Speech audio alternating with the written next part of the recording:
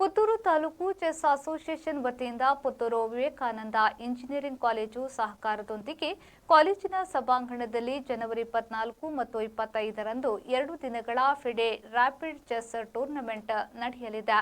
Puttur taluk chess association ಅಧ್ಯಕ್ಷೆ ಸತ್ಯಲತಾ ರೈ ಮತ್ತು ಸಂಚಾಲಕಿ ಉಮಾ ಪ್ರಸನ್ನ ಅವರು ಸುದ್ದಿಗೋಷ್ಠಿಯಲ್ಲಿ ಹೇಳಿದರು.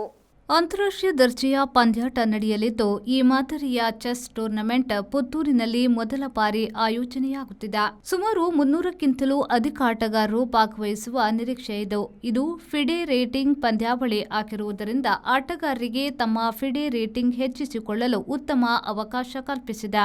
ಪುತ್ತೂರು ಮಾತ್ರವಲ್ಲದೆ ದಕ್ಷಿಣ ಕನ್ನಡ ಜಿಲ್ಲೆ, ರಾಜ್ಯದ ನಾನಾ ಭಾಗ ಮತ್ತು ಪಕ್ಕದ ಕೇರಳದಿಂದಲೂ ಆಟಗಾರರು ಭಾಗವಹಿಸಲಿದ್ದಾರೆ.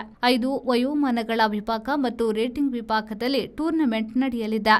ಒಟ್ಟು 3 ಲಕ್ಷ ರೂಪಾಯಿ ಮೊತ್ತದ ನಗದು ಬಹುಮಾನ ಹಾಗೂ 109 ಟ್ರೋಫಿಗಳು ಬೇರೆ ಬೇರೆ ವಿಭಾಗಗಳ ವಿಜೇತರಿಗೆ ಸಿಗಲಿದೆ. ಒಟ್ಟು 9 ಸುತ್ತುಗಳಲ್ಲಿ ಪಂದ್ಯಾಟ ನಡೆಯಲಿದೆ ಎಂದು ಮಾಹಿತಿ ನೀಡಿದರು.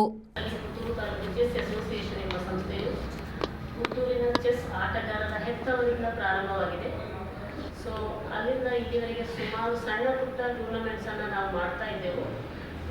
ಕೊರೋನಾ ಇದ್ದ ಕಾರಣ ಕೆಲವು ವರ್ಷಗಳ ಕಾಲ ಯಾವುದೇ ಟೂರ್ನಮೆಂಟ್ಸ್ ಆಗಿರಲಿಲ್ಲ. ಸೊ ಅದರ ನಂತರ ಇತ್ತೀಚೆಗೆ 2 ತಿಂಗಳ ಹಿಂದೆ ಡಿಸೆಂಬರಲ್ಲಿ ನಾವು ಒಂದು ಒನ್ ಡೇ ಟೂರ್ನಮೆಂಟ್ ಸಹ ದೇವಸ್ಥಾನದ ಹಾಲಲ್ಲಿ ಮಾಡಿದ್ದೇವೆ.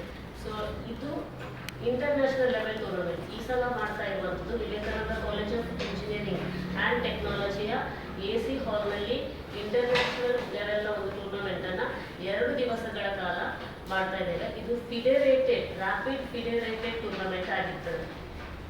ಅಂದರೆ ಚೆಸ್ ಆಟಗಾರ ತನ್ನ ರೇಟಿಂಗ್ ಅನ್ನು ಇನ್ಕ್ರೀಸ್ ಮಾಡಿಕೊಳ್ಳಲಿಕ್ಕೆ ಅವಕಾಶ ಈ ಟೂರ್ನಮೆಂಟಲ್ಲಿ ಇದೆ. ಈ ಟೂರ್ನಮೆಂಟಿಗೆ ಸುಮಾರು 6 ಲಕ್ಷದಷ್ಟು ಖರ್ಚನ್ನು ಮಾಡ್ತಾ ಇದ್ದೇವೆ ಮತ್ತು ಬಂದ ಪಾರ್ಟಿಸಿಪೆಂಟ್ಸಿಗೆ 3 ಲಕ್ಷ ನಗದು ಬಹುಮಾನವನ್ನು ಮತ್ತು 109 ಟ್ರೋಫಿಗಳನ್ನು ಸಹ ನೀಡ್ತಾ ಇದ್ದೇವೆ ವಿಜೇತರಿಗೆ. ಇದು ಬೇರೆ ಬೇರೆ ವಯೋಮಾನಗಳಲ್ಲಿ ಆಗ್ತಾ ಇರ್ತದೆ. ಅಂದರೆ ಏಜ್ ಕ್ಯಾಟಗರಿ ಇದೆ, ಅಂಡರ್ 8, ಅಂಡರ್ 10, ಅಂಡರ್ 12, ಅಂಡರ್ 17 ಹೀಗೆ 12, 14 ಮತ್ತು 17 5 ಕ್ಯಾಟಗರಿ ವಯೋಮಾನ.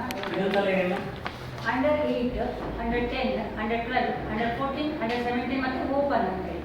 ಸುದ್ದಿಗೋಷ್ಠಿಯಲ್ಲಿ ಪುತ್ತೂರು ತಾಲೂಕು ಚೆಸ್ ಅಸೋಸಿಯೇಷನ್ನ ಕಾರ್ಯದರ್ಶಿ ದಾಮೋದರ್ ಕಣಚಾಲ್, ಕೋಶಾಧಿಕಾರಿ ಡಾಕ್ಟರ್ ಸಂಪ್ರಸಾದ್, ಸದಸ್ಯ ದಿನೇಶ್ ಪ್ರಸನ್ನ ಉಪಸ್ಥಿತರಿದ್ದರು.